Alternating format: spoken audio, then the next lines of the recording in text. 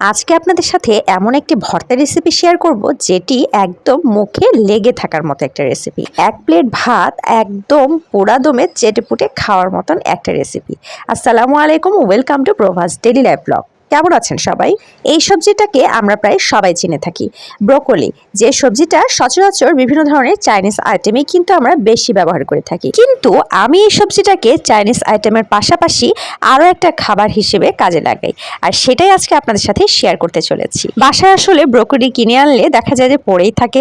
সবসময় যে আমরা চাইনিজ আইটেম রান্না করি তা কিন্তু না, কখনো কখনো ভাতের সাথে যদি ভর্তা আকারে খাওয়া যায় তাহলে কেমন লাগে।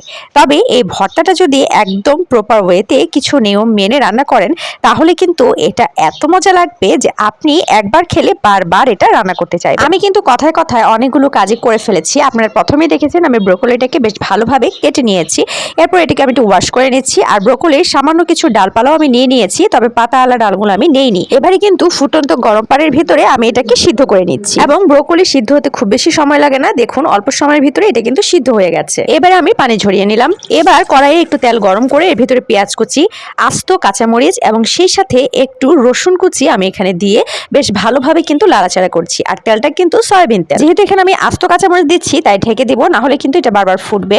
এবারে ভালোভাবে এটা ভেজে নিয়ে এরপর উঠিয়ে নিচ্ছি, আর এরপরে পানি ঝরিয়ে রাখা সেই ব্রোকলিটা আমি এখানে দিয়ে দিলাম। ব্রোকলিটাকেও আমি ভেজে নিচ্ছি, আর এদিকে কিন্তু আমি এই পেঁয়াজ কুচি এবং কাঁচামরিচগুলোকে বেশ ভালোভাবে ভর্তা করে নিচ্ছি। যেহেতু এটা ভর্তা তাই সবকিছুই কিন্তু এখানে ভর্তা হয়ে যেতেই হবে।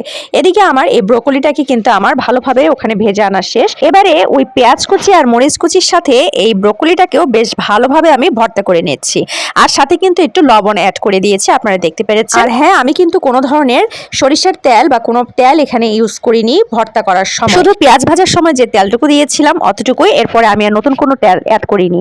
আর এদিকে ভর্তা মাখা পাত্রেই কিন্তু আমি একটু ভাত নিয়ে ভাতটা খেয়ে নিব। আর এত বেশি মজা লাগছিল যে আমি একদম চেটেপুটে ভর্তাটা দিয়ে ভাত খেয়েছি।